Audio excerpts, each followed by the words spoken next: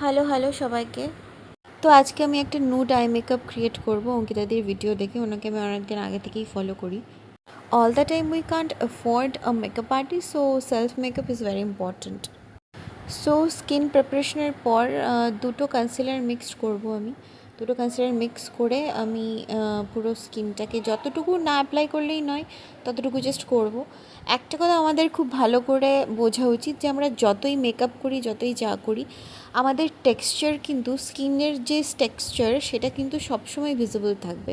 আমরা যারা সোশ্যাল মিডিয়াতে মেকআপ দেখাই, অনেকেই দেখায়, তারা ফিল্টার ইউজ করে দেখায় বলে এত ফ্ললেস মনে হয়, but in real life chill baby, তোমার টেক্সচার সবসময় ভিজিবল থাকবে অ্যান্ড ইটস ন্যাচারাল।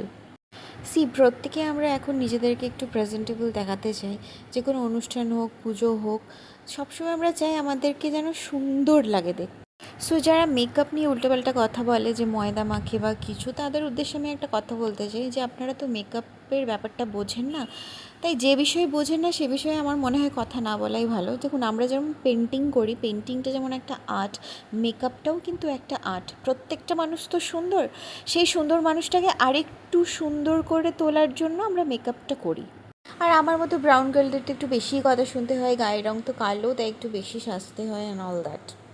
মেকআপ করে তো চেহারা সুন্দর করা যায়, কিন্তু পৃথিবীর যত বড়ই মেকআপ ব্র্যান্ড হোক না কেন, নোংরা মেন্টালিটিটাকে সুন্দর করে তুলতে পারবে না, তাই না? তাই ignore those people and what makes you happy, please do that. Look, আমার যেহেতু একটু নুড মেকআপ পছন্দ, তাই আই মেকআপটাও আমি একটু নুড রাখতেই পছন্দ করি। খুব বোল্ড লুক না হলে কালারিং আই মেকআপটা আমি একটু অ্যাভয়েড করি। মেকআপের তো কোনো হার্ড অ্যান্ড ফাস্ট রুল নেই, তাই যার যেরকম পছন্দ সে সেরকম মেকআপ করতেই পারে। শুধু জাস্ট কিছু ট্রিক্স অ্যান্ড টিপস আমি ফলো করি, that's it. Look, I am not a pro and makeup, but আগের থেকে অনেকটা ইমপ্রুভ করেছি আমি সেলফ মেকআপে। It's all about practice. So একটা চোখ ডান, এবার আমি আরেকটা চোখ করে নেবো ঝটপট করে। সো এবার লোয়ার লাইনটাও আমি ওই হালকা ব্রাউন শেডটা দিয়ে একটু স্মাচ করে নেব। এবার হচ্ছে মোস্ট ইম্পর্ট্যান্ট পার্ট, হচ্ছে আইব্রাউজ আঁকা। তো আমি আইব্রো পেন্সিল ইউজ করি, আমি ব্রাশ দিয়ে খুব একটা স্বচ্ছন্দ বোধ করি না, তাই আমি সবসময় আউটলাইনটাকে এঁকে নেওয়ার চেষ্টা করি। তো আউটলাইনটা এঁকে নিলে আমার মোটামুটি ঠিকঠাক হয়ে যায়, মাঝখানগুলো ভরাট করে দিই। মাঝখানে আমার বর ফোন করে বলছে রাত্রি 12:30টার সময় মেকআপ ভিডিও বানাচ্ছ, তোমার এলএম আছে। আচ্ছা, আমার আইব্রোজটা একটু আনইভেন, আমার এরকমই আনইভেন আইব্রোজ পছন্দ, কারণ আমার মনে হয় এটা একটা ন্যাচারাল লুক দেয়।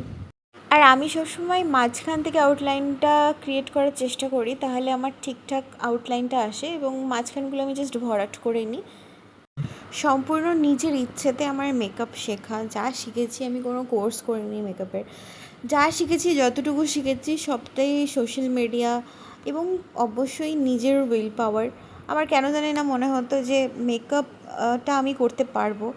অবশ্যই নিজের, অন্য কারোর মেকআপ আমি কোনোদিনও সেভাবে করে দিইনি। তো আমি নিজের মেকআপটা নিজে করতে খুবই পছন্দ করি, রাদার দ্যান অন্য কেউ করে দিই। আচ্ছা, হঠাৎ করে আমার মনে হলো যে আমি আবার লিপ শেডটা অ্যাপ্লাই করে ফেলি, তারপরে আমি পুরো আই মেকআপটা কমপ্লিট করব। কারণ লিপ কালারের ওপর ডিপেন্ড করবে যে আমি কী ধরনের আই মেকআপ ফার্দার আমি কন্টিনিউ করব। যদিও এই লিপ শেডটা আমার একদমই পছন্দ ছিল না, পরে আমি চেঞ্জ করে নিয়েছিলাম। এবার আমি টাইট লাইনটা ড্র করব। সবসময় আউটার কর্নার থেকে আমি স্টার্ট করি, আমি কখনোই চোখের একদম ইনার কর্নারের দিকে যাই না। কেন জানি না, কাজল পরার সময় মুখটা আমাদের সবারই এরকম হয়ে যায়। তো আমি আস্তে আস্তে আউটার কর্নার থেকে ইনার কর্নারের দিকে আমি যাব, এবং যতটা আমার ইচ্ছে আমি নিচের যতটা আমি মোটা করতে চাই আউটলাইনটাকে, ততটা আমি আস্তে আস্তে করব। এবার একটা ব্রাউন চকলেট কালারের শেড নিয়ে আমি জাস্ট ড্যাব করে এটাকে স্মাচ করলেই কেল্লা ফতে। অনেক দিন পর আমি এরকম একটা মেকআপ ভিডিও দিচ্ছি, তো অনেক দিন পরে আমি ক্যামেরার সামনে পুরো মেকআপ টিউটোরিয়াল দিচ্ছি। টিউটোরিয়াল বলবো না, আমি জাস্ট নিজেই যেভাবে মেকআপ করি, যেভাবে আমি নিজেকে প্রেজেন্টেবল দেখাই, আমি সেটাই জাস্ট শেয়ার করলাম। কেউ ভেবো না যে আমি তোমাদের কিছু শেখাচ্ছি বা কিছু। আমি জাস্ট নিজে যতটুকু জানি, নিজে যতটুকু করি, সবসময় আমি সেটাই দেখানোর চেষ্টা করি। আচ্ছা, এটা হচ্ছে মার্সের মাস্কারা। মোটামুটি 2 কোট অ্যাপ্লাই করলেই ফলস ল্যাশ পরার আর দরকার নেই, আর ফলস ল্যাশ পরতে আমি খুব একটা বেশি কমফোর্টেবলও নই। Just look at the volume, I love the eye makeup. Okay, so I'll be right back after completing the rest of the things.